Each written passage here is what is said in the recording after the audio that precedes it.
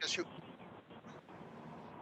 won't be walking away from here, I guess, but several opportunities to go to somebody's office, I suspect Jillian or Dan's, to pick up a gift card or a coupon or something of that sort. But we will not do any transaction in cash unless I get a piece of that.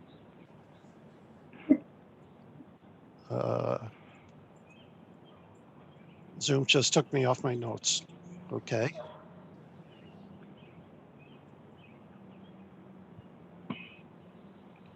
Now there are numbers in your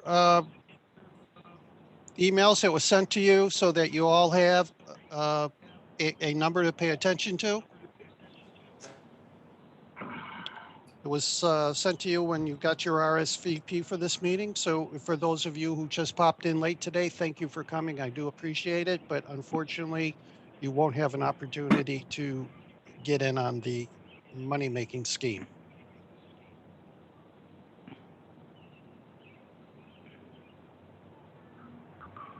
So let me introduce the names of the board, the people who have been our board of directors during this last fiscal year.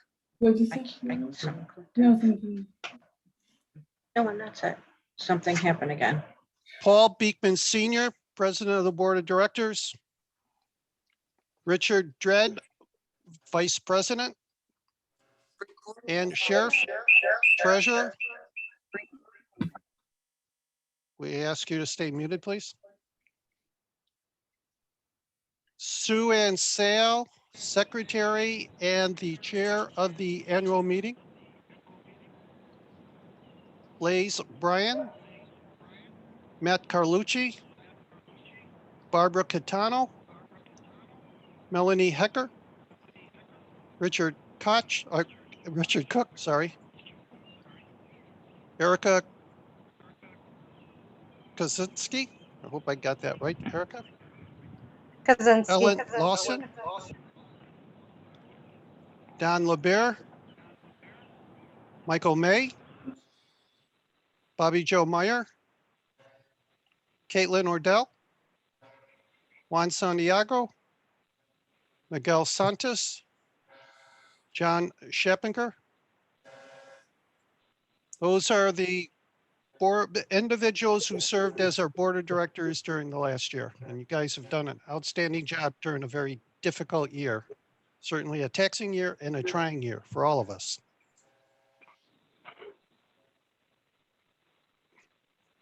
Now, I have the pleasure of recognizing a member of the board of directors because the one thing as a chief executive officer or an executive director, for those who have had that experience, is that you really do need a key.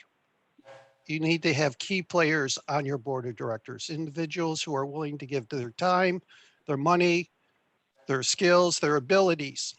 And the other thing that's important is longevity and consistency to the work of the organization. And this year, we are recognizing 10 years of service by John Scheppinger. John, thank you very much for representing people with disabilities from Niagara County, representing the Council of Independent Living of Niagara County, and participating on the board of directors. The only thing I have to say, John, is my puns are always better than yours. You can unmute him if he wants to take a shot at me. We have already sent John his token of appreciation, and John, don't drink too much, okay? Has to do with Tim Hortons, everybody. Anyway. So now it's time for Jillian and the Wheel of Fortune.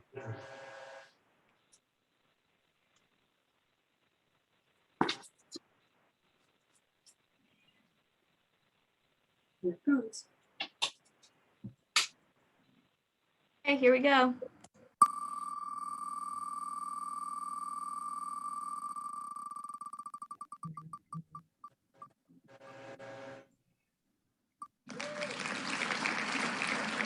Winner is number 116. That's a $25 gift card to Salvatore's. I have Nancy Patterson. Okay, Nancy, I hope you're out there. If you're not, we're going to give it away later. Nancy is actually, she's not here. Oh. Well, we shall spin again, Jillian. Okay, here we go.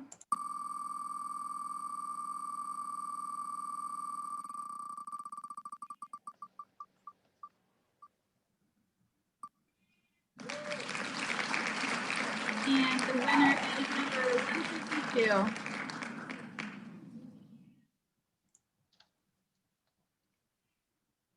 That is Geraldine Metcalf. I have 153. Wow. Well, maybe next time. Geraldine? Yay, Jerry! Yay! It's the first time I ever won anything. All right, well, considering it's a $25 gift card for Salvatore's, all you probably need is about $250 just to get the appetizer. Enjoy it. Oh, gosh. Okay, thank you, Jillian. Congratulations, Geraldine. Thank you. And now to get the annual meeting formally on the road, the president of the Board of Directors of Western New York Independent Living, Paul Beekman. Thank you, Doug. Are we unmuted? Yeah, I think so. Can you hear me? Yes. Okay, good. I'd like to take this opportunity to call the 41st annual meeting of Western New York Independent Living Incorporated to order. Has everyone had the opportunity to review the minutes of the 40th annual meeting of June 23rd, 2020? Do I hear a motion to accept these minutes? I move. Sue moved. Do I have a second? I second. Okay, we have a second. Bobby Joe. Bobby Joe, all in Yeah. favor? Say aye. Aye. I'll say aye. Thank you, dear. All opposed? The motion is carried. Thank you. Now I Okay, guess it goes back to Jillian no, to turn on the where it next. goes, Paul, is next on the agenda items of activities. We have Ann Sheriff as the chair of the Nomination and Board Development Committee with the election or appointments, reappointments to Board of Directors and Councils. Okay. At the April 26, 2021 meeting, the Winnell Board of Directors voted to appoint the following members to the Winnell Board of Directors for a one-year term through September 30th, 2022. Sarita Dean. And appoint the following members of the Winnell Board of Directors for a three-year term through September 30th, 2024. Erica Lee Kosinski, ILGR representative.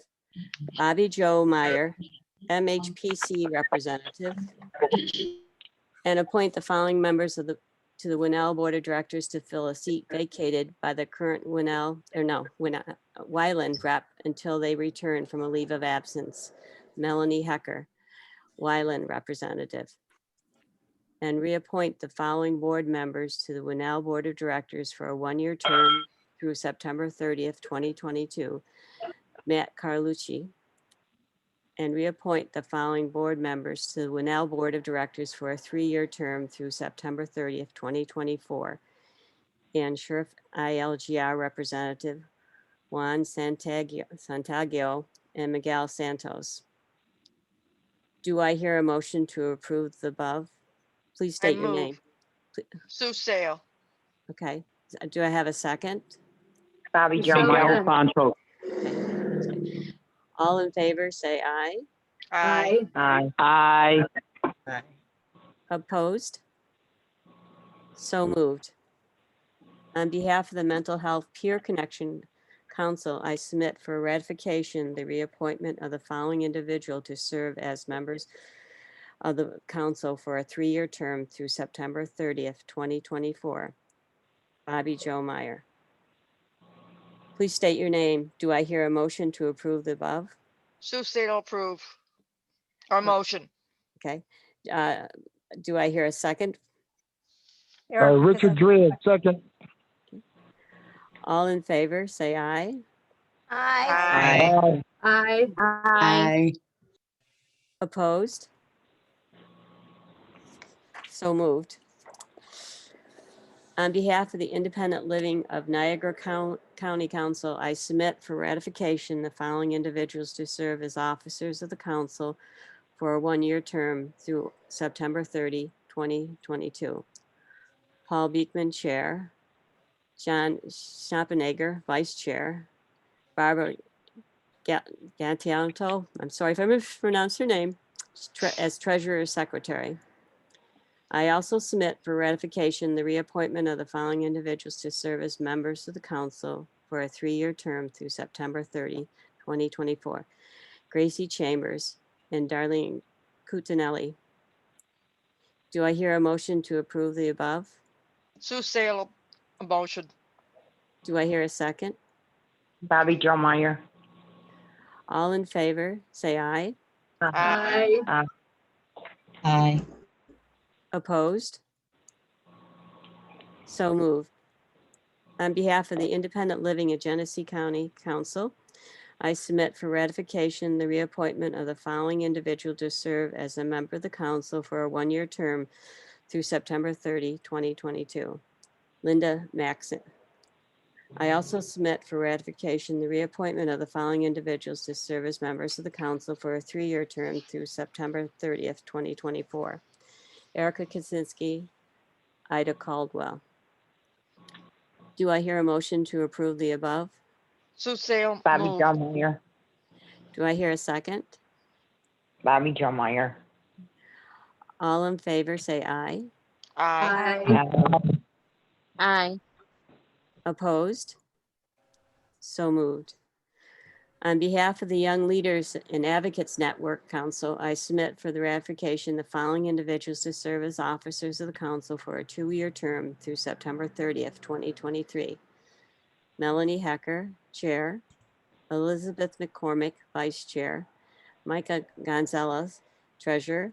And Keelan Kerman, Secretary.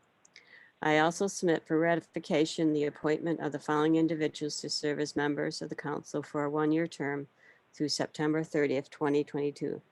Blaze Bryant, Micah Gonzalez, Ray Toussaint. I also submit for ratification the appointment of the following individuals to serve as members of the council for a 2-year term through September 30th, 2023. Caitlin Odell, Keelan Kernan, and Xavier Skeeter. I also submit for ratification appointments for the following individuals to serve as members of the council for a 3-year term through September 30th, 2024. Katrina Hazel, Melanie Hecker, and Elizabeth McCormick.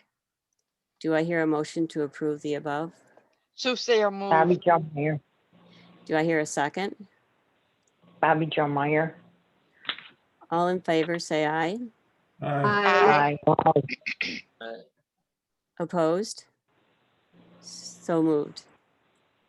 At the May 18th, 2021 meeting, the Niagara Frontier Reach Out Radio Services Board of Directors voted to elect the following officers in NIFER's Board of Directors for a 2-year term through September 30th, 2023. And Yes, wrong service, pardon me? the wrong service. The wrong. On the It's not 18th? It's not Reach Out Radio. Yeah, okay, radio, sorry, I apologize. Had a brain fog there for a minute. That's okay. Thank you, Doug. The NIFER's Board of Directors for a 2-year term through September 30th, 2023. Paul D. Beekman, Senior President. Richard Dredd, Vice President. Ann Scherf, treasurer, Sue Ann Sale, secretary. Do I hear a motion to approve? So moved. Do I hear a second? Second. Jo Paul Meyer. Beekman. All in favor, say aye. Aye. Aye. Opposed? So moved.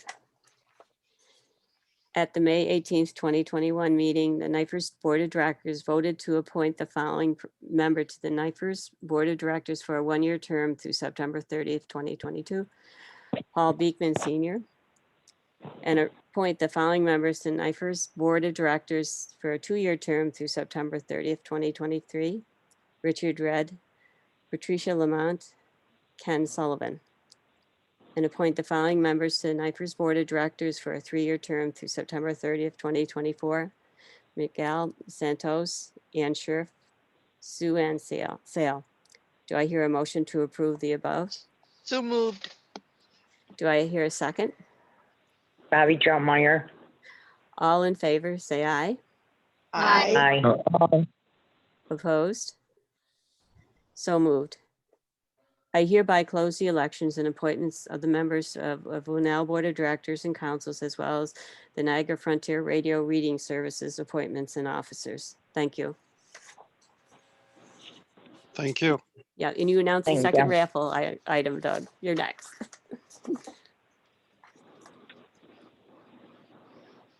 All right, well, go ahead, Jillian. Ann called for it. Let her have it. A gift certificate for Alethia's Chocolates. And if you don't want it, you can always give it to me.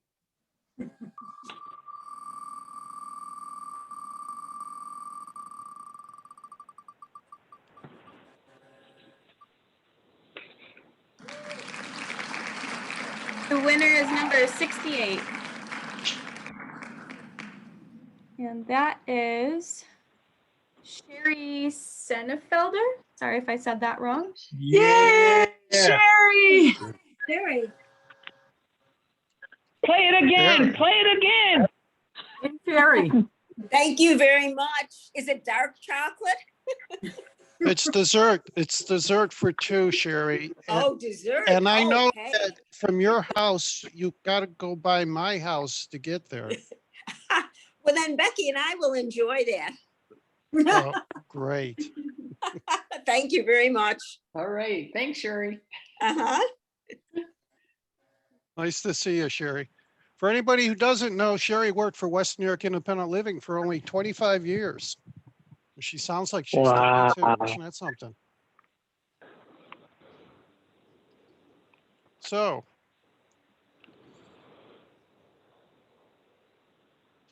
All right, now we go back to the President of the Board of Directors to present his annual statement. Paul? Okay, thank you, Doug. This past year has certainly been different with all of the challenges that the pandemic has presented to Winnell, our staff, and consumers. We were able to meet and solve each challenge as they arose. Who would have thought a consumer service agency could thank you, dear, successfully operate in a remote basis? And you know what? We were even able to expand and successfully grow. I have asked Ernie Churchwell to present the presidential message due to my vision problem and also the amount of facts that are presented in my presentation. Would please play the video recording. Thank you.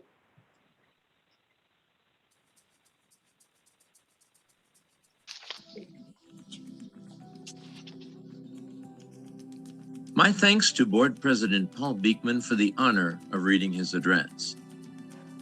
Fellow board members, volunteers, participants, and staff, I hope that this evening finds all of you in a healthy and safe situation, as it seems we may be nearing the end of this pandemic. In fact, looking back over the past year, It brings to mind the struggles and hardships that all of us had to encounter as we met the challenges and tragedies that 2020 brought not only to us, but to the entire world.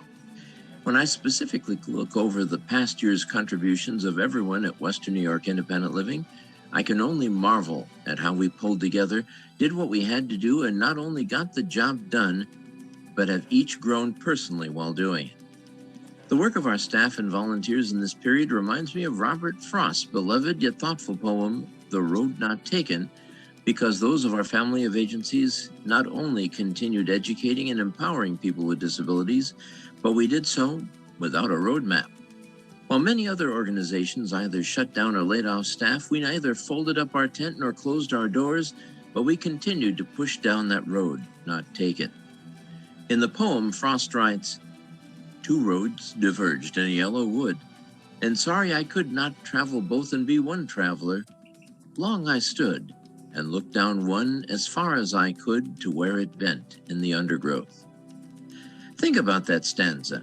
As we confronted the roaring pandemic, our major funding stream of administrative fees for consumer-directed personal assistance services was up for grabs as New York sought to reduce the number of fiscal intermediary agencies that oversee them, while the state itself was facing looming multi-billion-dollar deficits.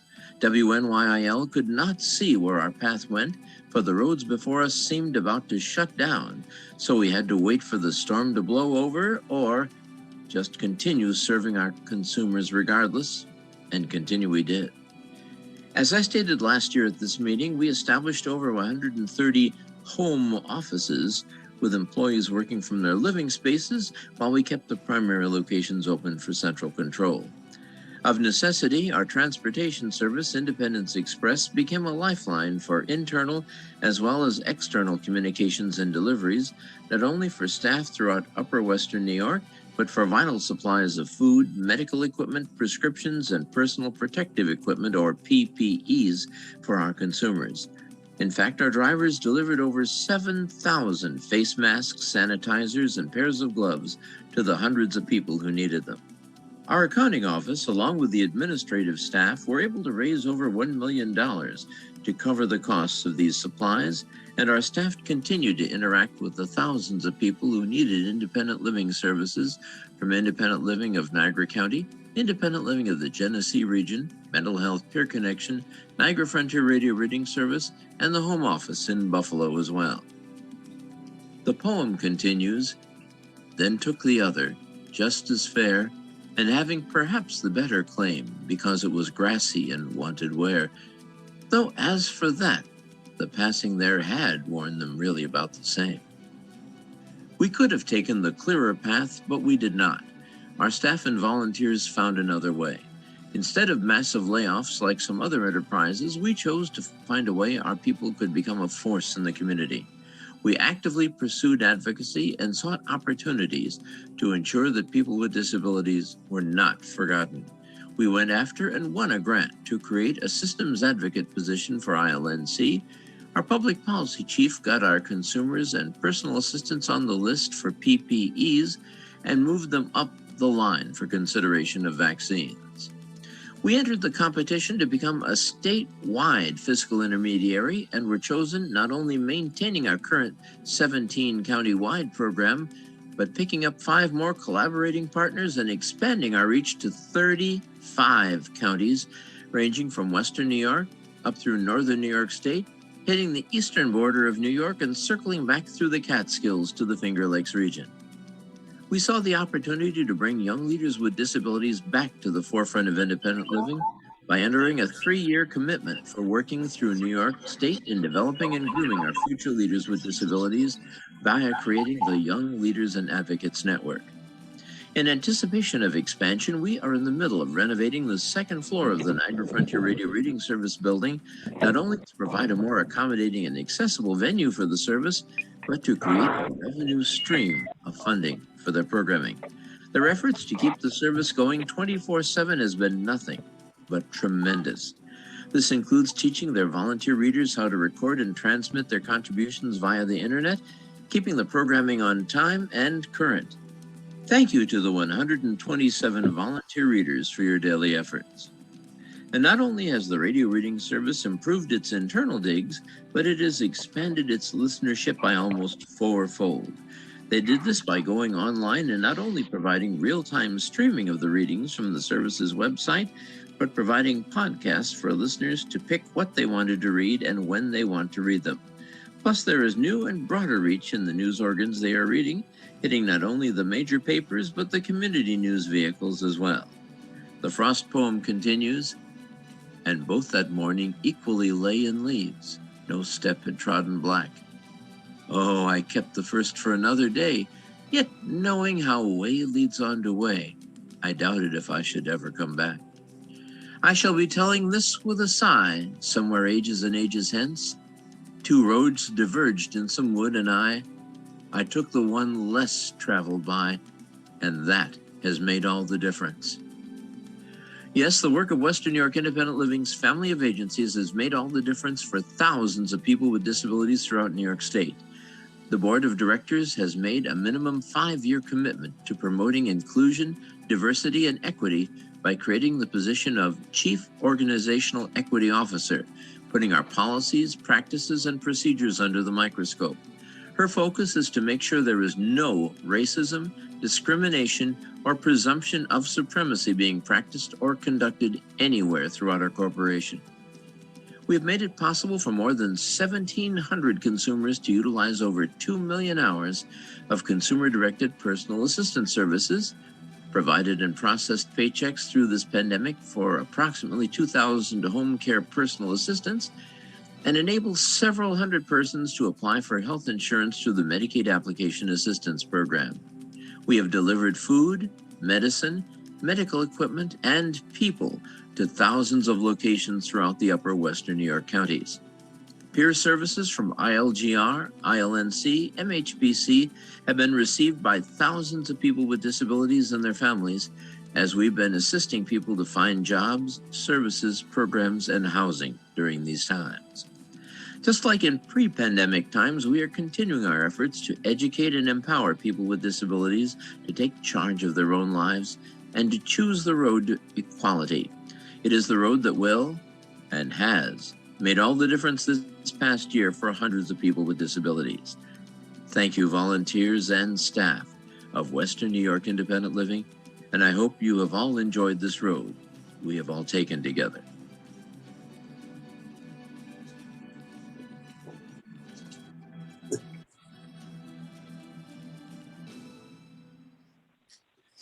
Thank you very much, Ernie. And now the feature of the evening is our year in review and what a year it has been. Hold it. Wait a minute.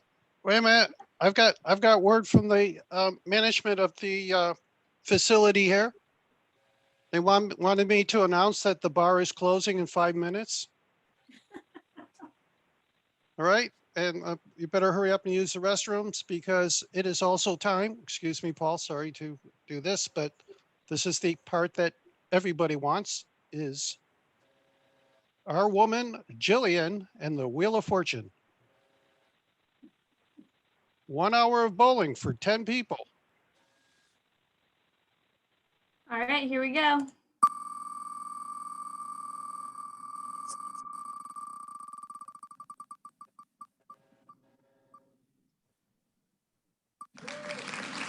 The winner is number 94.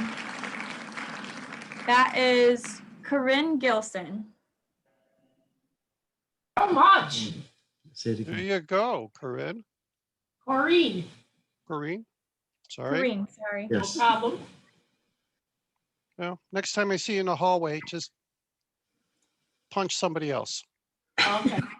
Okay, Paul, now you can introduce. Sorry. I don't know who runs the agency, me or Doug. Now we will have the year in review video.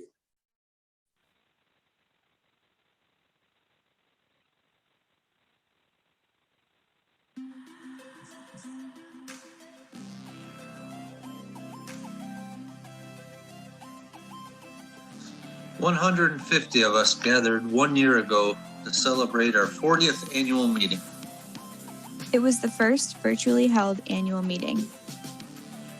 The evening was dedicated to our longtime friend and colleague, Joanne Wozniak. Awards were presented to our Volunteer of the Year, Eric James, Employee of the Year, Leslie Saunders, Corporate Supporter of the Year, Your Care Health Plan, and Community Supporter of the Year, Texan Ma. To conclude the evening, our guest speaker, Clifton Perez, spoke about the importance of voting and the fight for accessible voting options. 2 days after our annual meeting, ILNC hosted a virtual discussion on disability rights with internationally known advocate Judith Heumann. Judy spoke on the fight for equal rights for people with disabilities and the time she spent at Camp Jened, for whom the movie Crip Camp was based on. A virtual Disability Pride was held on July 26th to celebrate the 30th anniversary of the signing of the Americans with Disabilities Act. The event featured interviews with pioneers in the disability rights movement, entertainment, interviews with local agencies serving people with disabilities, and educational videos. The event was covered by WGRZ and WIVB. International Overdose Awareness Day took place on August 30th in Lockport, New York. The local event included information on how to obtain free Narcan training, speakers from different backgrounds affected by overdose, and a candlelight vigil with a bell ringing ceremony at dusk for every life lost to overdose in Niagara and surrounding counties in 2019. Sponsored by Independent Living of Niagara County, this event encouraged expanded substance abuse treatment and reduced stigma of addiction. Since the pandemic wouldn't allow for ILNC to host their annual fishing derby fundraiser, they instead held a virtual all-inclusive walk, run, or roll 5K in August.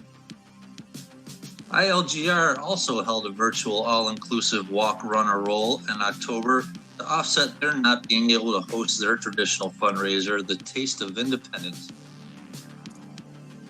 The pandemic didn't stop the agency from having one of their more popular events, Meet the Candidates Day, in November.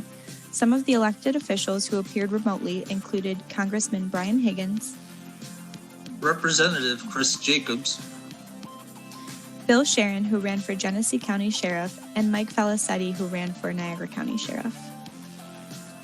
Another agency event where people with disabilities in the Western New York area had the opportunity to speak with local, state, and federal elected officials was at Virtual Legislative Education Week in February of this year.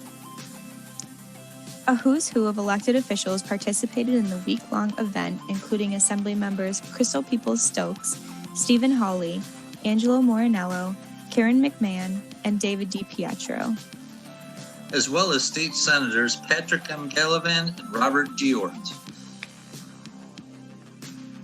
Mental Health Peer Connection staff was instrumental in the planning and implementation of Western New York's Mental Health Awareness Week beginning May 6th.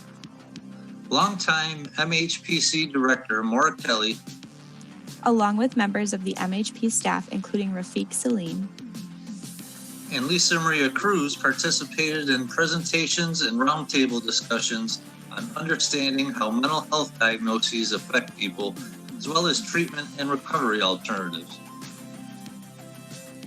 In keeping with the agency's theme of allowing our consumers' voices to be heard by our local elected officials and those hoping to be an elected official, Western New York Independent Living hosted the City of Buffalo mayoral Meet the Candidates ahead of the primary election on May 26th. The four candidates on the ballot, incumbent Mayor Byron Brown and candidates Scott Wilson, India Walton, and LaCandace Durham, all attended and fielded questions from those participating in the event. Throughout the pandemic, the staff at Western New York Independent Living have continued to conduct business in a professional manner to assist our consumers during these challenging times. While the staff have certainly dealt with fears about their own health concerns during the past year, will I be okay? Will my family and friends and coworkers be okay? They have still met the needs of the agency's consumer. With every staff member working from home to some extent, our IT department has made sure that we all have the technology to allow us to do so. The mail, the phone calls, the visitors to the agency, they never stop, and neither does our reception area to keep the information flowing. Our purchasing department kept us well stocked with the supplies we needed to conduct business, including personal protective equipment for over 2,000 staff and personal assistants. Independence Express stepped up not only for our consumers, but for the community at large. Drivers made deliveries of groceries, medications, and medical equipment so people could remain safe in their own homes. Even when it wasn't easy to deliver these things. Our maintenance department worked double time to keep our physical offices clean and sanitized. Our human resources and workforce development staff kept us well-staffed and trained, as evidenced by this large class in new hire orientation. Last and certainly not least, our consumer-directed personal assistant services staff ensured that 1,800 consumers in need of personal assistance to help with their daily living needs were properly trained and oriented. Here's hoping our next year in review video features more in-person activities where we can all come together to enjoy the respective events and each other's company.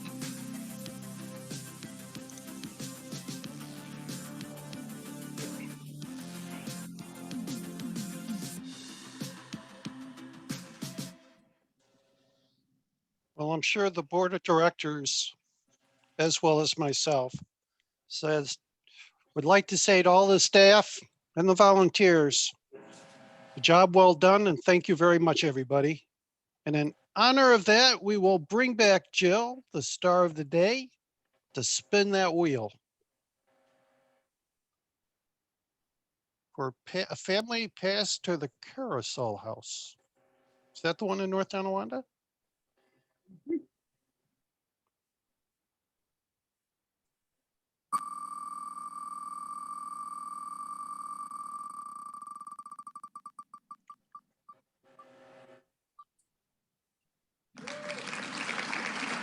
Okay, the winning number is 143, and that is William Seiler, one of those. Sailor. It's Siler, thank you.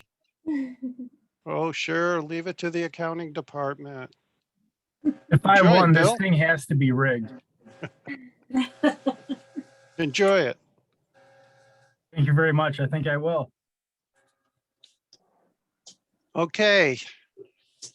To recognize those individuals who work for us for nothing, which always helps my budget, is Chris, our workforce instructor. Chris? Hi, Doug. Can you hear me okay? Yep. All right. Good evening, good afternoon, everyone. Recognizing our volunteers this evening, the member organizations of the Western New York Independent Living Family of Agencies have always enjoyed the support of volunteers. From serving on our boards of directors and our councils to getting involved in our activities and events, volunteers have helped Winnels stretch its resources by providing counsel, direction, and even hands-on support from everything from clerical tasks to community promotion. And their help goes even further by enabling staff to focus on serving our constituents. But like everywhere else, the COVID pandemic changed the rules of the game. With offices closed, most of our staff members working from home, and meetings with consumers happening by phone or video conference, the availability of volunteer work became limited. We are grateful for the handful of volunteers that were able to work from home to make packets, stuff envelopes, or other small tasks that were so meaningful to the agency in order to keep operations running. But one group really stood out, the volunteers at Niagara Frontier Radio Reading Service, who helped keep operations moving this past year. Radio Reading had initially planned to continue its volunteer-driven operations at scale right through the pandemic. But as community spread became more prevalent, the studios needed to close down to the volunteers. Yet, as an extension of the media, the news and information broadcast by Radio Reading from local newspapers and magazines was and is critically important to its listeners. The news had to be delivered.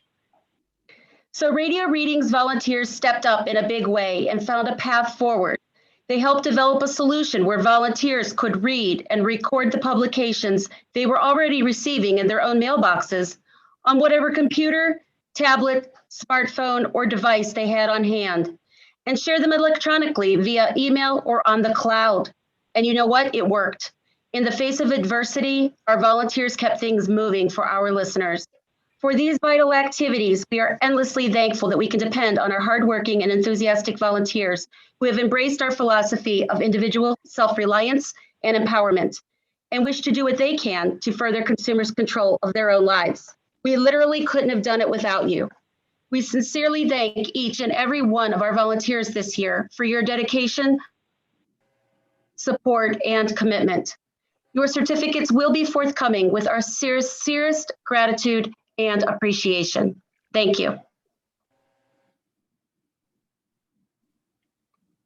Thank you, Chris. Thank you, volunteers. Appreciate it. Jillian, let's spin that wheel to give away a $15 gift certificate.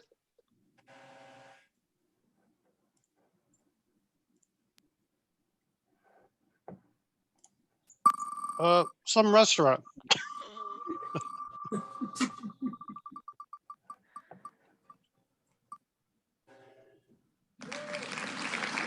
All right, we got number 53, and that is Amanda Pinter. Awesome, thank you. Share it with the kids. That's to Sienna Restaurant on Main Street. Thank you. Perfect, thanks. I knew my computer was not saying it correctly, so I did not want to blumber over it. Thank you, Dan.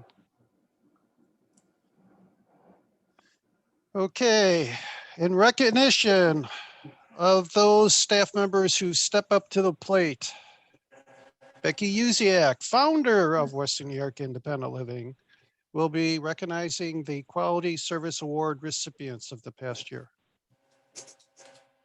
Hi, welcome everybody, and thank you. The Quality Service Award is an interagency program by which employees of Western New York Independent Living are recognized for their outstanding service to consumers, fellow employees, and the community. These employees have also showed extended effort and support for the mission of Western New York Independent Living and were nominated by either their fellow staff members, consumers, or members of the Western New York community. The Employee of the Year, which will be announced a little later, is chosen from the group of staff that has been awarded the monthly Quality Service Award. The following staff members have received the QSA Quality Service Award in the past year. Lafayette Williams from New York Connects Independent Living Outreach Specialist. Betsy Marrero Ulrich from the MAP Program Consumer Service Representative. Jeremiah Korb, Technical Support Specialist. Juice Bugenhagen from New York Connects Independent Living Outreach Specialist. Robert Wells, Intake Administrator. Kim Kanji, New York Connects Independent Living Specialist. Amy Dedman, ILGR Personal Assistant Coordinator.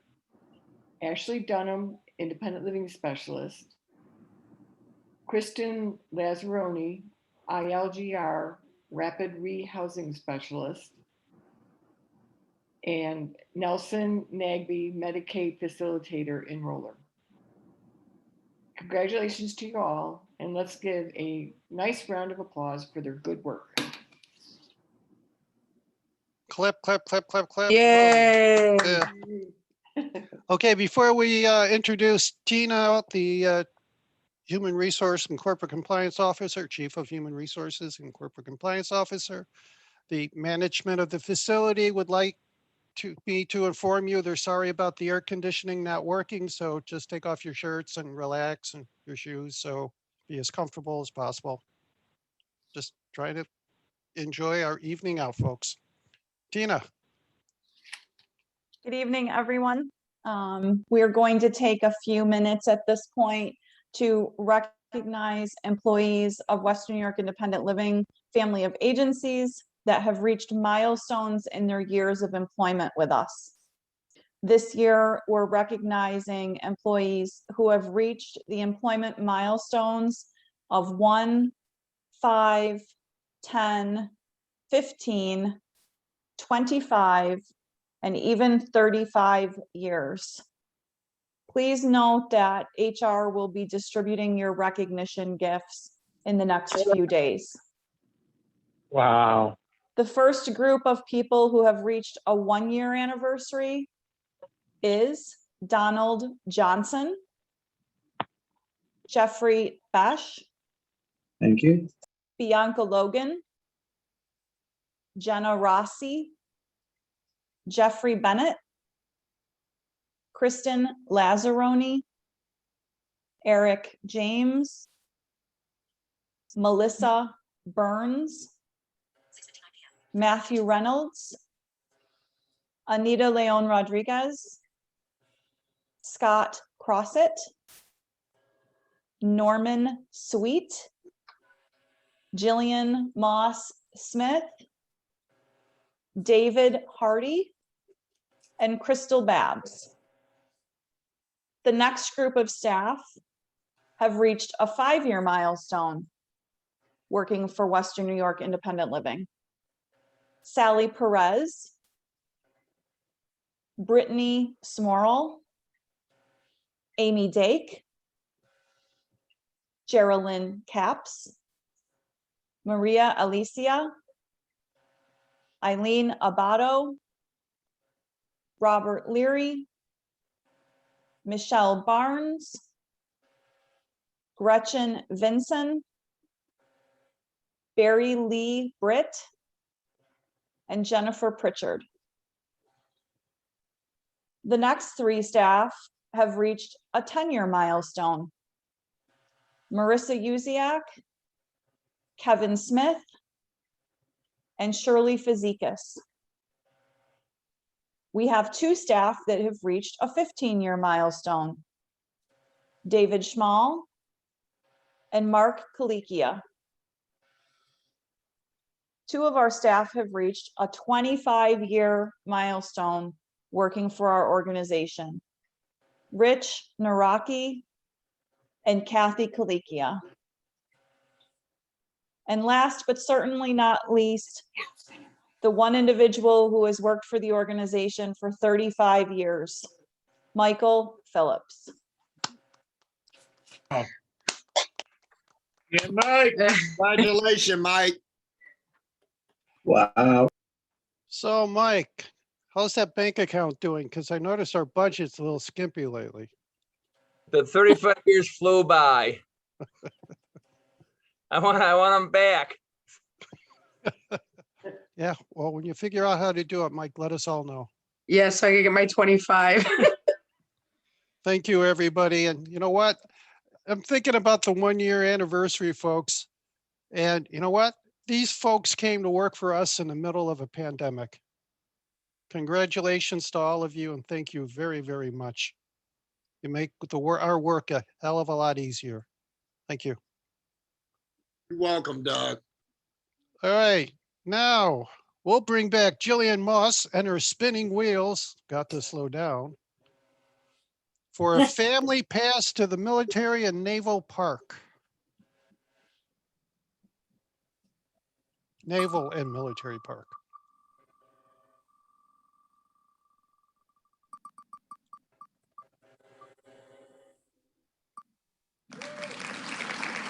All right, the winner is number 37, and that is Ellen Lawson. Whoa, Ellen. Maybe I can go in as her brother. Thank you. Thank you for all your hard work, Ellen. Thanks, I appreciate it. All right. Now, Michael Benson, to recognize the outstanding contribution of the Volunteer of the Year. Thank you, Doug.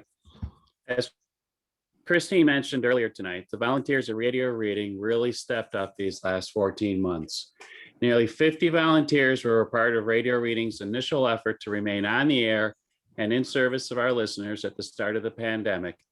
And while every one of them did a yeoman's job, one person stood out from the pack, Linda Ranella. Linda has been a volunteer reader since 2008, more than 12 years. She partners with Larry Beenan to read the Buffalo News live for 2 hours every Wednesday morning. When the COVID pandemic closed the radio reading studios for everything except for our live readings, Linda was one of the first to raise her hand and help Radio Reading establish a system for volunteers to record new material from home in place of them coming to our studios. Not only did she continue with her in-studio work on the Buffalo News throughout the pandemic, she also averages another 3.5 hours of recording from home every week, usually the National Geographic and Reader's Digest. She has read and recorded nearly 300 hours of publication since the pandemic started. Now I want to just sit back. Linda has helped in other ways, like securing cans of Lysol spray in the earliest days of the pandemic, so we can make sure we were doing all we could to keep our staff and volunteers safe. Dr. John Keating was the leading local podiatrist, active volunteer at the Blind Association in Independent Living, who himself was honored as Volunteer of the Year in 1986. It is my honor to present the award that is now named after him to someone who shares his values. Without further ado, it is my great pleasure to recognize Linda Ranella as the Dr. John F. Keating Volunteer of the Year. Thank you, Linda. Thank you. Now for another $25 gift card to Salvador's, enough to buy a glass of water. Julian, bring on that wheel.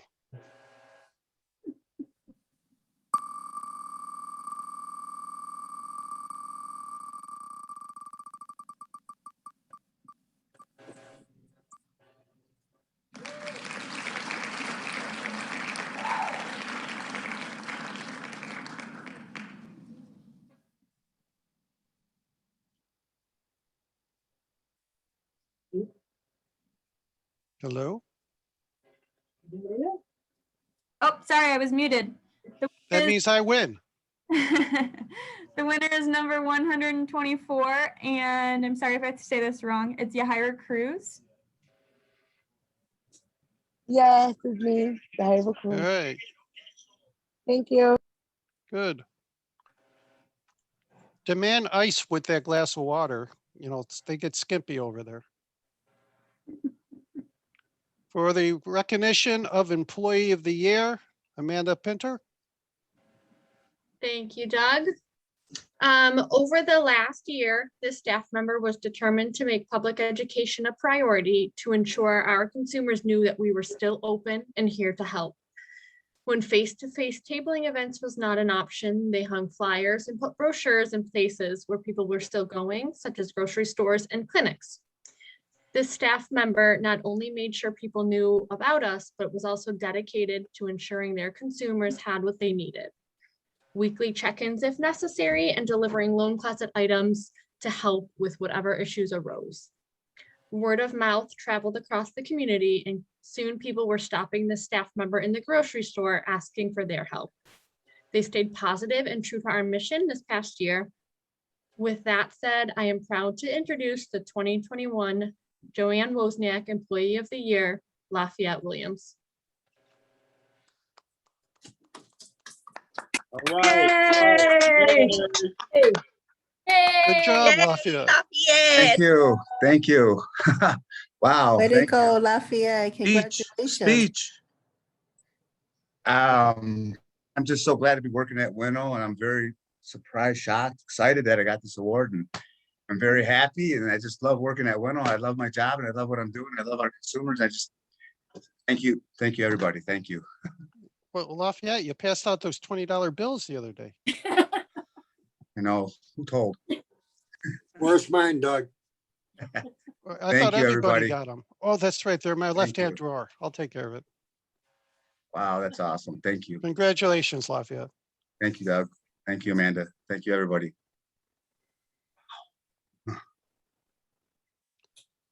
All right, another family pass for the Carousel Museum will be given away by the Spinning Woman of Community Engagement.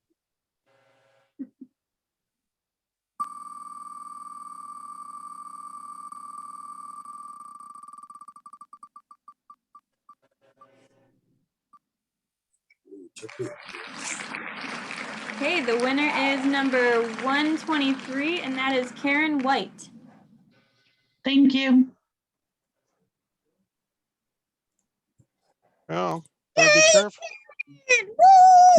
Better be careful. Karen will probably audit the place before she gets out.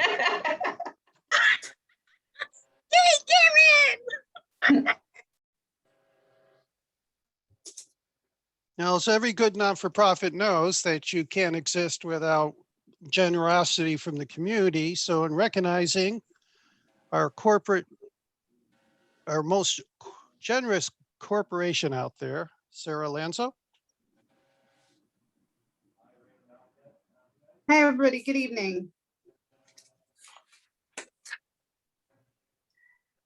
As some of you may remember, at the very beginning of the pandemic in April 2020, when PPE was at a very huge shortage, Winnow was very concerned about how we were going to be able to provide all of the attendants at work for us with the proper PPE.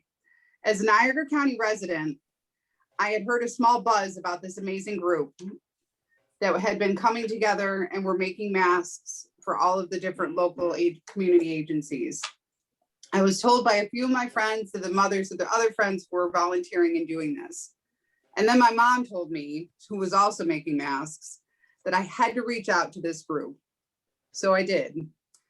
At the time when I sent my first email to the Community Source PPE squad, I never thought that they would be able to assist the entire family of agencies in the number of masks that we were seeking. Our initial request was just for the Niagara County portion of the family of agencies. After some emails back and forth with Gina from Community Source PPE Operation Sewing Squad, there was incredible communication about the deliveries, and they were amazingly able to accommodate our request for 3,500 homemade masks in just 2 weeks. This amazing group provided Western New York Independent Living with a resource that allowed for the consumers of Western New York Independent Living to continue to have services provided, the personal attendants to have masks that were homemade, washable, and that they were able to rewear and use for an extended period of time. Each stitch of these masks was made with love, and the communication and correspondence with this group was just incredible. It is my pleasure to introduce Gina Guido Redden from Community Source PPE Operation Sewing Squad as a corporate supporter of the year.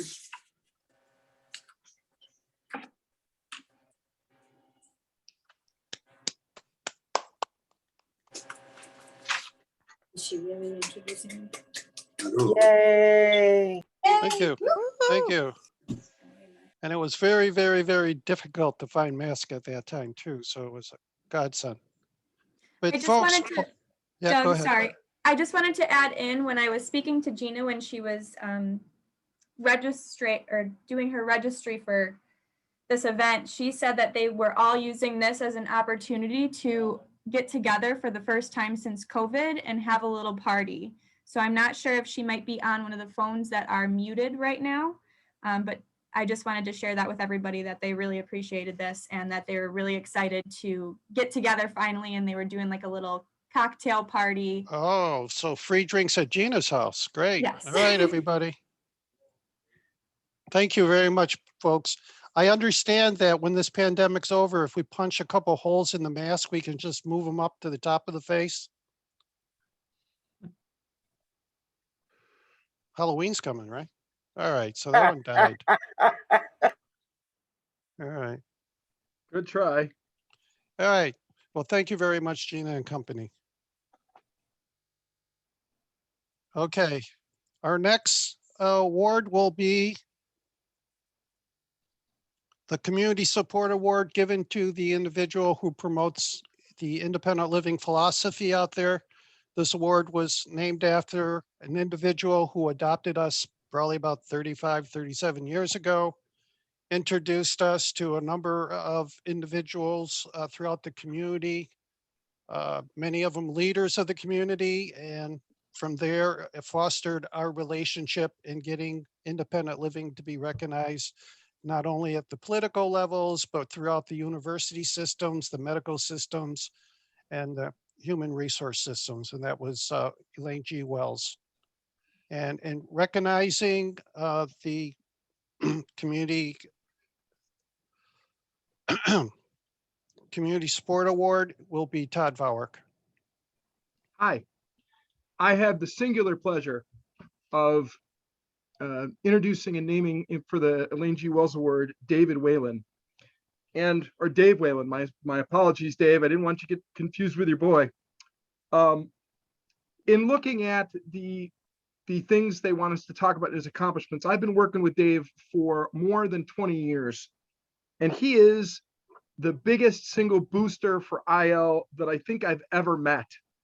From the space of being a member of the statewide Independent Living Council, through his work with SABA and the special ed PTAs in Williamsville and Challenger Baseball, to his work with DD Day that he chaired from 1993 to 2008, to his work with Access Buffalo. I worked with him when he founded that program to help people with disabilities find accessible places to eat, through his work with town hall trainings, teaching community advocates about what their rights were and how to achieve them, and most importantly, through his work with disability awareness training as part of his partnership with Niagara University.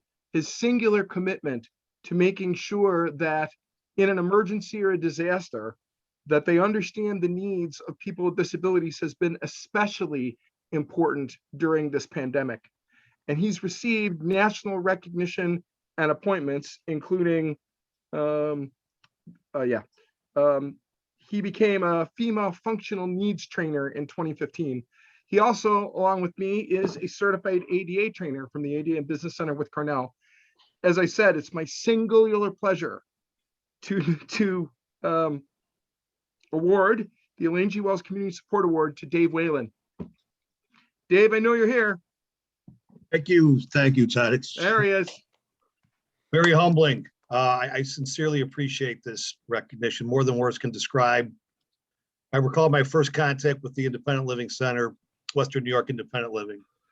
Being new to really advocacy when I first began the disability awareness training, the response wasn't warm. It went along the lines of, who are you to be doing this? Was it a turnoff? No, it was a revelation that I need to be aware of how an able-bodied white male can be doing disability awareness training. It sparked my desire to drive on, and I knew I had a lot to learn. I often have people say to me, I do this because I'm the parent of a child with a disability. My son, David, motivates me, but he's not the sole reason I do this. I do this because I despise discrimination. I despise inequality. I despise inaccessibility. I don't need to remind any people on this call that the most discriminated population in this country is people with disabilities. And that was recognized by the Obama administration. So you had the highest level of government recognizing discrimination against the people we serve. Back to my first encounter with the IL, that was Todd and I who had that phone call together. And Todd, I view as one of my top 3-5 disability colleagues in this, not just locally, not just in the state, but in this country. We work together on projects all the time. We have our side calls where we take each other's call in the moment and have a half-hour talk to address issues coming right out of the IL and the needs we need to do to recognize it. We're all in this together. Our objective is about supporting, advocating, and actively addressing issues, working together to address the inactivity of local governments and businesses and first responders and entertainment venues and restaurants. So, we are all in this together, and there's no one at this event that will settle for anything less, no one at this event that will settle for anything less than equality. Quality of life, that's why we do it. I use the term power advocacy, which is how I view independent living centers, the local power advocacy organization. And while I work with a lot of them across the country, there's none more that I cherish or work closer with than Western New York, Niagara County, and the folks there, Sarah and Mark and Todd and Doug, and Sheriff being on this call. The reason first responder disability awareness training happened in the state was because of Anna and her role with the DDPC. So I view you folks as my closest colleagues, not just locally again, but state and nationwide. And I would be remiss not to recognize Brad Williams and the New York State Independent Living Council When I first joined that, I was still learning how to advocate. We're all still learning how to advocate. We're always learning. So from the bottom of my heart, folks, thank you very much for recognizing me for this. This is a cherished award that goes a long way in my life. Thanks, everyone. And just especially thank you to my wife, Sandy, and my son, David, and his twin, my daughter, Rachel. Thanks, IL. Thank you, Dave. Thank you for the years of work. Congratulations, Dave. All right, to keep things rolling, no pun intended, a family pass for 2 games of bowling up to 6 at Rapids Bowling Center. Spin that wheel.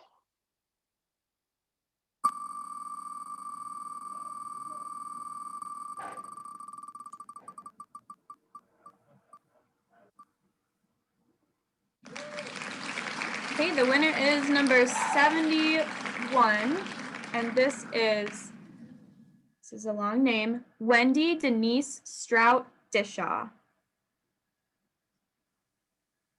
Well, you could have a few more names. It's good for 6 people.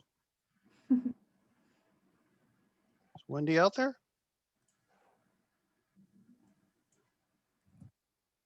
Going once.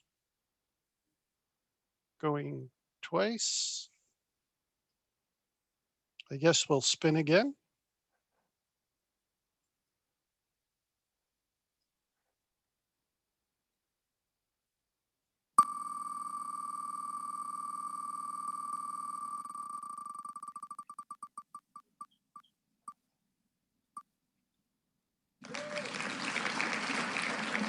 The winner is number 63, which is actually Dave Whalen.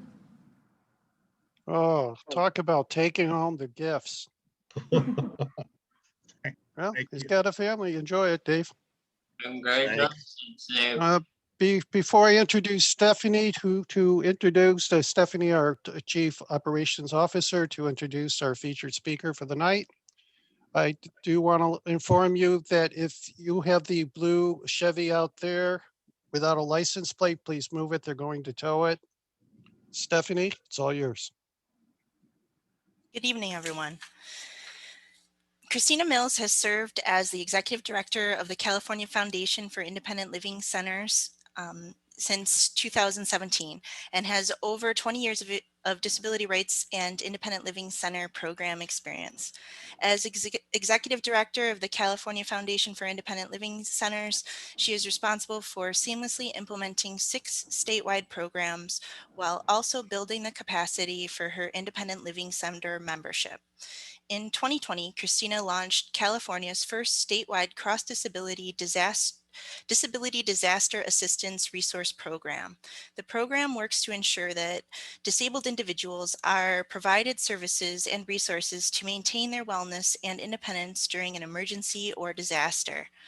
Next, I'm about to rattle off a bunch of things that Christina is involved in, and I'm sure it does not encompass all that she is currently doing and has done, but some really exciting things that I think are relevant to us all here in New York, at least that we can bring them back home and hear and know that she has a lot of experience with us.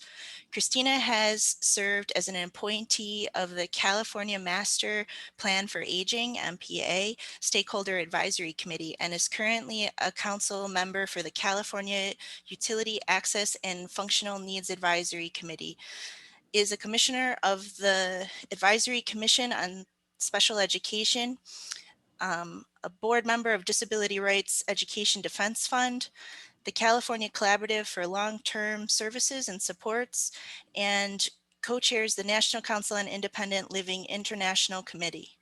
Christina has helped shape public policy in ways that have created opportunities and elevated the voices of multiple marginalized people with disabilities. In 2019, she was honored by the California Association of Area Agencies on Aging for her commitment to bridging the gap between the disability and older adult communities. Christina has also demonstrated a deep commitment to young people with disabilities. Christina and I first met in the National Youth Movement, and it has been an honor to stay connected through the cause. In California, she has developed opportunities for young people to lead on in the independent living movement.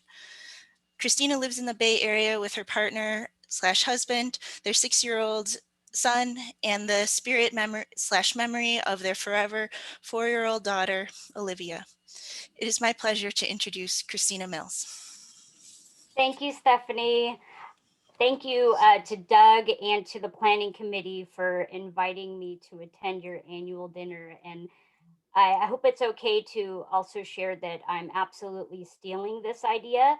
We don't do an annual dinner in California, and I think it's a great event. And I've been listening in for about 30 minutes or so this evening and got some great takeaways. And I just wanted to start tonight. I was hoping, although I'm not in New York, that I was going to get a sense and feel for New York with all of your lovely accents, but I'm not hearing a lot of accents on the phone or on Zoom. And I brought my favorite sweater, I Love New York, to show you how excited that I'm here with you guys tonight. So again, thank you, Stephanie, and thank you, Doug, for inviting me. Again, I'm Christina Mills, the Executive Director of the California Foundation for Independent Living Centers. And we've been in place for about almost 40 years now. And I'm the third executive director to lead the ship. And the ship is moving in a very different direction, but I think with the same intentions that we set out to accomplish when we were created.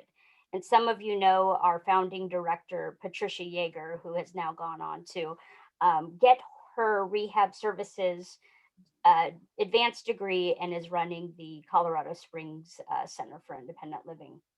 So when Stephanie invited me to attend tonight's event, I put a lot of thought into thinking about your theme: empowerment, education, and employment. And when I think about all the great things that each of us has done in independent living and where we've come from, it makes me think about the conversation I had with the hiring committee that put me in place three and a half years ago. I, like Stephanie had said, had come up through the national and statewide youth community of folks with disabilities that were very fortunate enough and very privileged. I kind of chuckle when I say that now because there were so many things that we had access to that young people with disabilities don't have access to today, unfortunately. And we had no idea that when we were selected to attend events like the Youth Leadership Forum or the National Youth Leadership Network and conferences of that nature that were led by adult role models with disabilities, we had no idea what we were actually getting from that experience. And it is that experience that I think led Stephanie and I and many others to be the next generation of leaders within the disability community and the IL community as a whole. But with that, you know, I had a lot of conversations with the hiring committee about not wanting to be the executive director of CFILC. First of all, as a state association, it's not always easy to juggle 24 center executive directors as your board members who want you to go in multiple directions constantly to please them.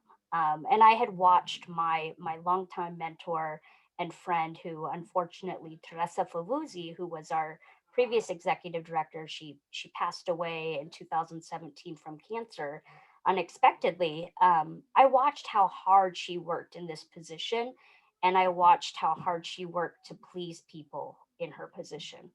And I wasn't necessarily thinking I wanted to take that on. I really liked being her number two. And I didn't think that I could get the centers to move in the direction that would really benefit the most people in our community and the needs that we have today in the 21st century. And I'm going to reflect a little bit on that with you guys, because what I brought to the hiring committee when they made the decision to hire me and I decided I would take it was that everything we do in independent living is incredible and it's so valuable. And I loved what I heard Dave say tonight, that we're always learning how to be better advocates. And all of the services that we were mandated to do in the beginning, federally and in California, statewide, our additional services are still incredibly valuable to individuals and the community we serve today. But I think that what we might need to really reflect on is, are we providing those services in a 21st century model? And so one of my themes as executive director in California is that IL 1.0 is how we started, and I'm trying to get us to IL 2.0. And COVID really helped push that envelope. As many of you shared tonight, the things that we all had to do to help ourselves, help our community, help the consumers that come to us for services, help our partners, help people that we didn't know we'd ever be doing any type of work with. There was so much done and continues to be done because of the pandemic. And in the way that we were able to access technology, and the way that ACL was able to support us in ensuring that we didn't have to close our doors, that we could remain empowered and providing services through remote opportunities, that's amazing. And for many of us in California, we took advantage of that opportunity. We ensured that our staff had what they needed equipment wise in their home to continue to provide seamless services remotely. And in some cases, we definitely learned that not everything can be provided remotely, and we need to make exceptions once in a while. But we also learned, as I hope everybody here can think about tonight, we learned about tools and services and resources online that we can use, such as Zoom, that can make our services and the dynamics in which we provide programs more applicable to people within the 21st century. And one of the things that, I've always really valued about independent living, and I want to take a step back for a minute and just share a little bit about myself.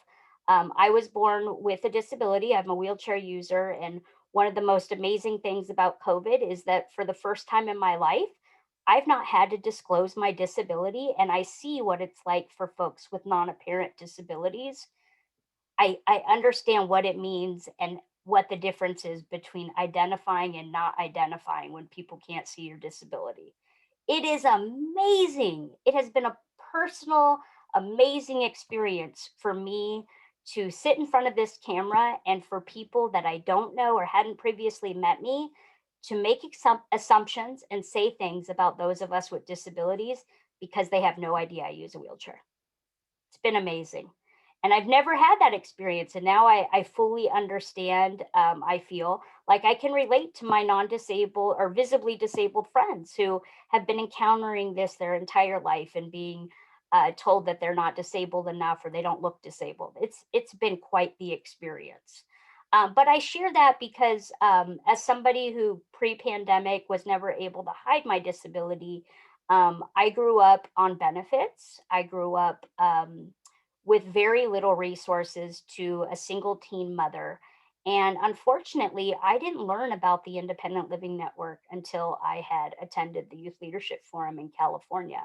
And that was way back in 1995. So now my youth that are in my program and attending the YLF in California, they refer to me as an elder. And I crack up knowing that back then, when I was their age, I was calling people like me the old people that, when were they going to retire, and when was I going to be able to take their position and do their job better? And now I'm like, wow, I've become one of those people. It's amazing. But I start with that because there's not often an opportunity for young people with any type of disability to plug in, or families. And I and Stephanie and others are among the lucky bunch that were able to learn about what exists and what's out there and what we could plug into.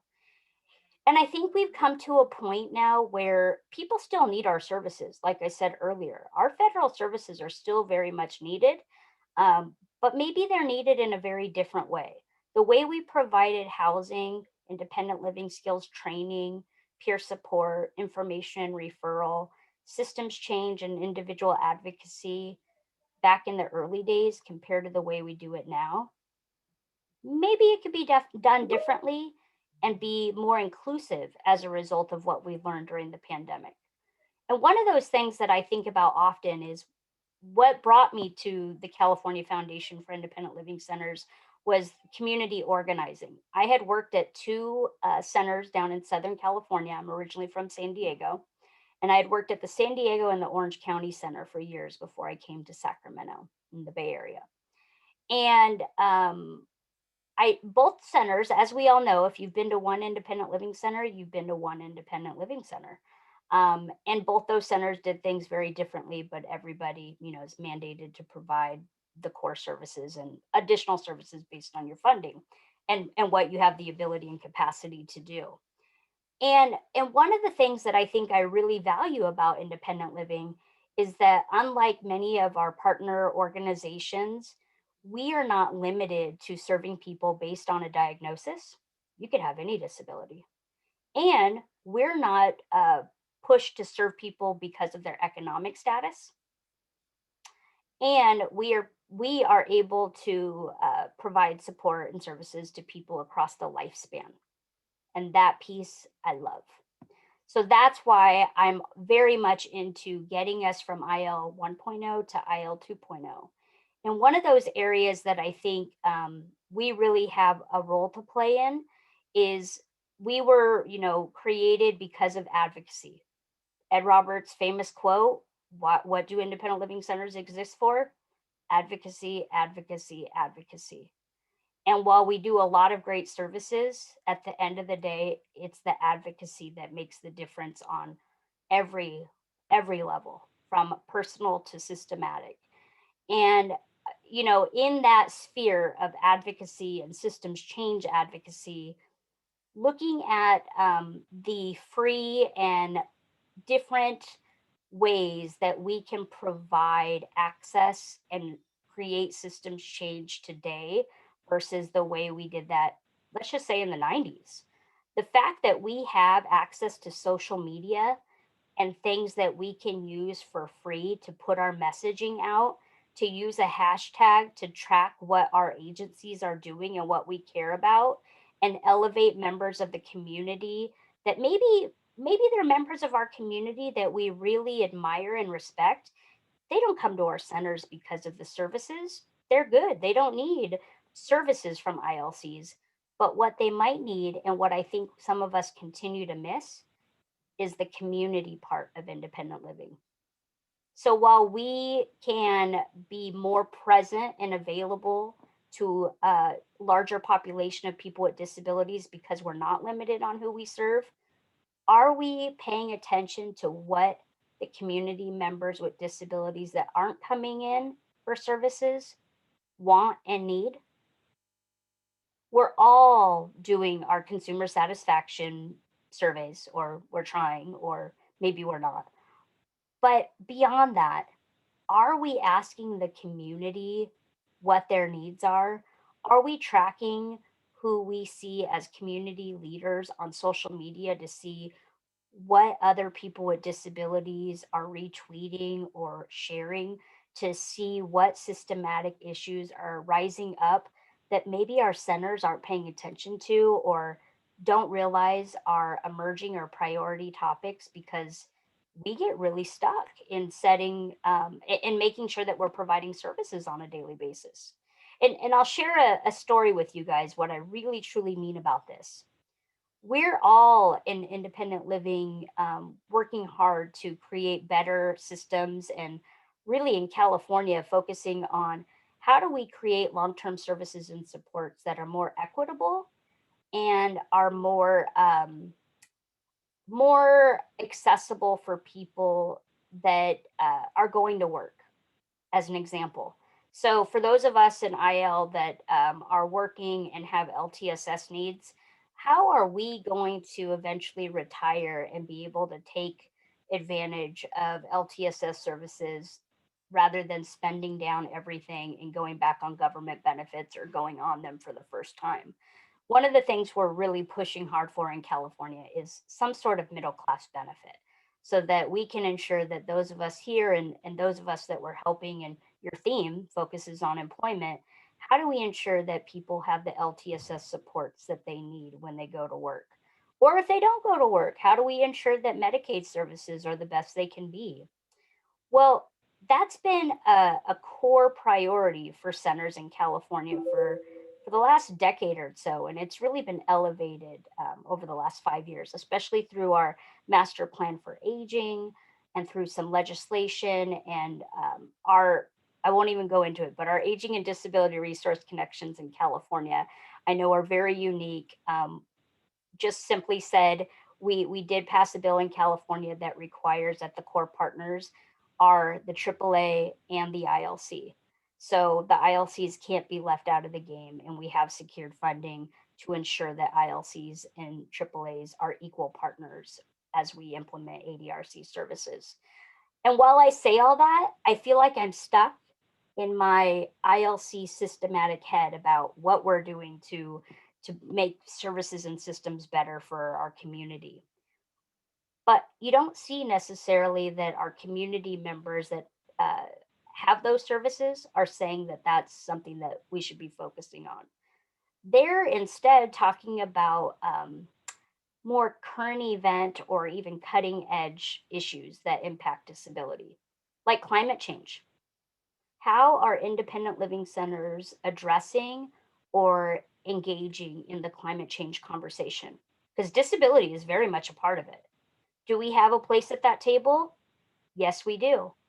And as an example, we had in California a few years ago, which I'm sure some of you faced in New York as well, many of our counties and our state legislature wanting to do what they call the straw ordinance, because straws are, polluting the oceans, they're polluting our beaches, so on and so forth. But what the environmental community didn't know and didn't understand until we came to the table and said, hey, we need to meet about this straw situation. Straws are accommodations and access for our community. They would have never known. And so we partnered with the Monterey Bay Aquarium to provide people with disabilities a variety of reusable straws to figure out what straw was maybe the most accessible, or were there a few different ones that businesses could provide to individuals that need a straw because of an accommodation. I bring that story up because that's not something that independent living centers would typically think about necessarily, right? We're in our HCBS, LTSS, systematic conversations. And I think we forget to look at what are the current events or cutting edge topics that people are talking about, and how do we ensure that we have a place at the table to be a part of that conversation? Because disability is always a part of every conversation. It needs to be at every table. And so I very much encourage the IL network in California to think beyond the typical bureaucratic systems change advocacy we do and the core services in the way that we deliver them, and look at ways that we can deliver them in a 21st century model.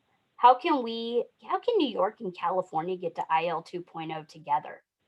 And how are we also, when we talk about empowerment and education, how are we not just connecting with our community, like the example I just gave, to know that our community cared about straws? We caught that on Twitter.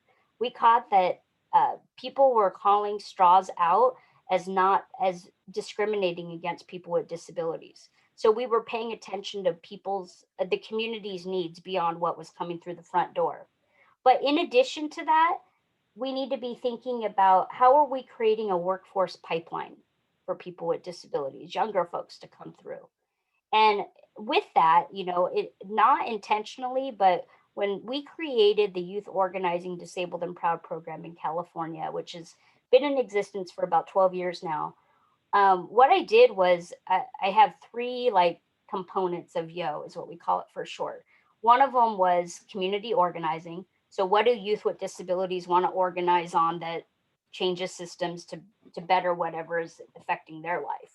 And we've done, we established the Ed Roberts Day on January 23rd in California. We've gotten into some schools to change some policies to be inclusive of discrimination issues around disability that weren't previously in district manuals and such. And then we worked with the LGBTQ plus community to also establish the Fair Education Act, which requires social studies programs to teach about disability history in the K through 12 system in California.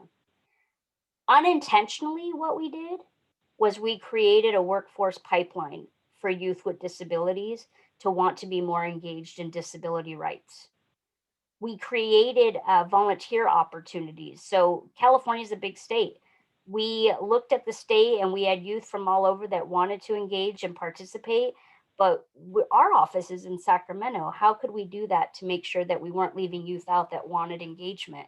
So we created a Yo Volunteer Corps, and we asked the ILCs in our state, would you be willing to host and mentor a youth? And we'll give them a stipend. We found some funding in California to give them a monthly stipend to do a minimum of 16 hours of service a month, but intentionally to get mentored from adult role models with disabilities at centers, but to also learn about what their rights were if they decided to pursue employment, and how to figure out what accommodations were and how to ask for them.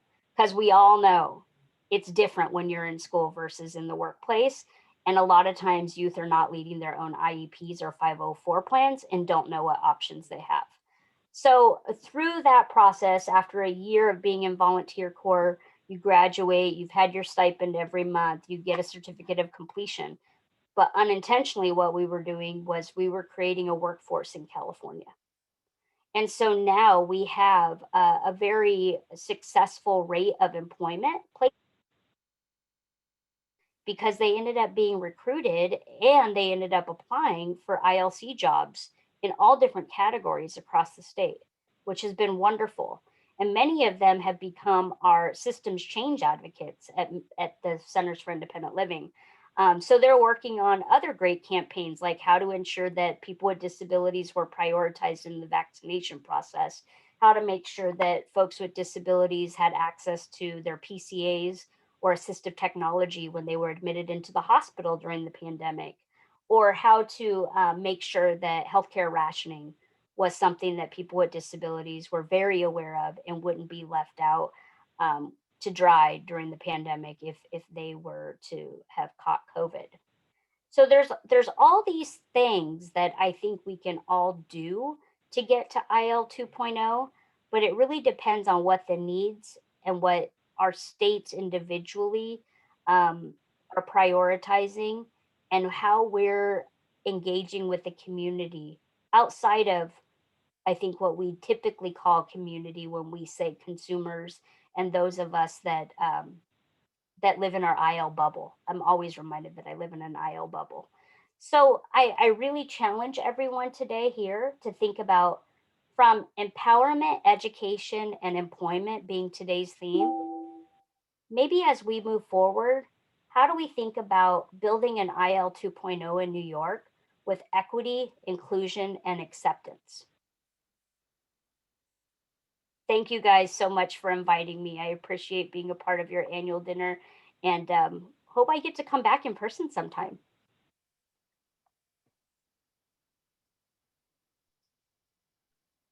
Thank you, Christina. Jillian, do we have that photograph or picture?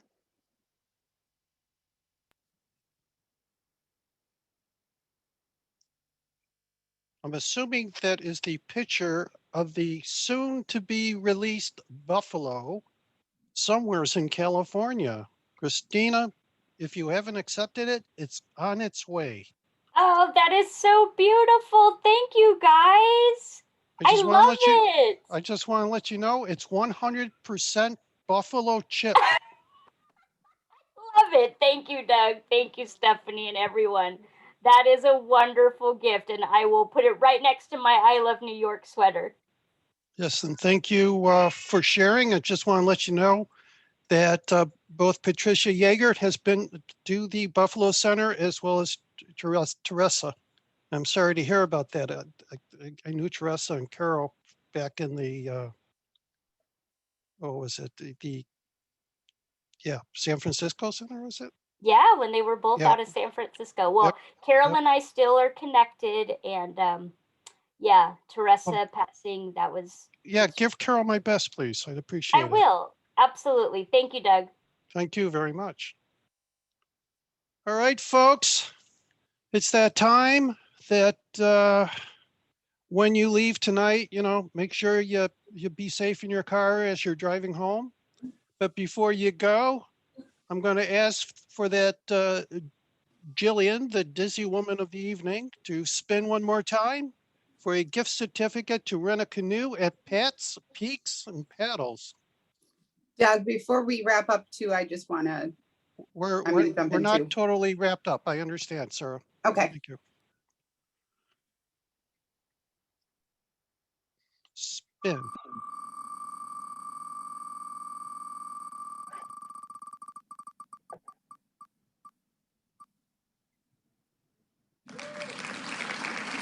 Okay, the winning number is 149, and that is Jeremy Jones. Jeremy Jones. That should be a TV show. Are you out there, Jeremy Jones? He is on. I can see him. All right, then he gets it. Enjoy it. Just remember, don't get too close to the falls because it's really hard to paddle the other way. Oh, jeez. Extremely difficult. Okay, we're calling back Sarah Lanzo because I'm not sure who the spokesperson is going to be, but had some trouble getting online. They're online now, so take it away, Sarah. Okay, so I just, I'm basically just going to, it sounds like someone from the Community Source PPE has been able to join us. So I just wanted to thank them again for their the amazing services that they provided to us. Without their homemade masks at the time that they contributed them to us, we would not have been able to be where we were. So it's my understanding that Gina Guido Redden from Community Source PPE has been able to join us. So I just wanted to thank her again. And it's my pleasure to award her with the Community Support Sponsor of the Year. Wow, look at all you guys. You guys are amazing. Oh, look at you. Awesome. Thank you guys so much. No, you did tell her that we gave her address to the 150 people in attendance and we're all going to be there for the free drinks, right?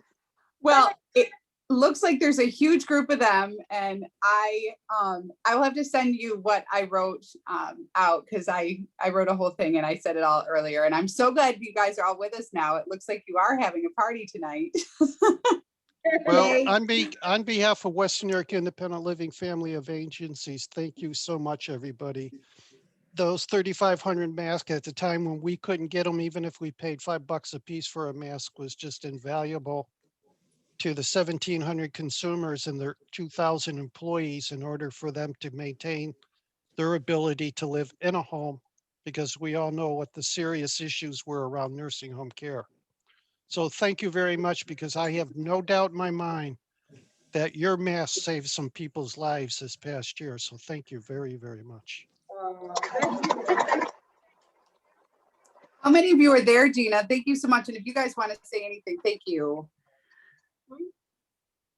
I think tonight there are about 40 of us here. We're about 200 active participants that worked on this every single day throughout the pandemic. And we are like a big family now. And that's why we're to accept the award together, because there are no individuals in the group. There's no one person who is who can accept this award on behalf of us, because we are one big us. So is it true when they say those who sew together stay together because you don't know how to take the stitch out? Thank you very much. There's a large group of them there, Doug. Thank you very much for thinking of us, because we had a great time doing it, and we have made friendships that will last forever, and we felt a great deal of comfort in being able to spend the lockdown doing something that kept our minds active and our hands busy and our community knitted. So thank you. Thank you. Okay, everybody, board of directors, volunteers, staff, honorees. I want to thank you all because I think for those of you who've spent at least even the last 5 minutes, let alone the full event of tonight, can feel the impact of what we all contribute to the community. From those of you who provide service, to those of you who provide the support for us to provide service, for those who will go out to the community that risked your lives, literally, this past year to make sure that people were safe. I say thank you. There isn't a better group of people I would ever want to work with. And I have appreciated every minute of my 38 years, which just ended a couple days ago, working at Western York Independent Living. So everybody stay safe, stay healthy. And just remember, for those who work starts at 8:30 tomorrow. Take care, everybody. Good night. Night. Bye. Good night. Thank you. Bye-bye. Good night, everyone. Good night. See you tomorrow, buddy. Good night. Good night, NHP. Bye. Good night, everybody. Bye, everybody. Take care. Have a good night. Good night.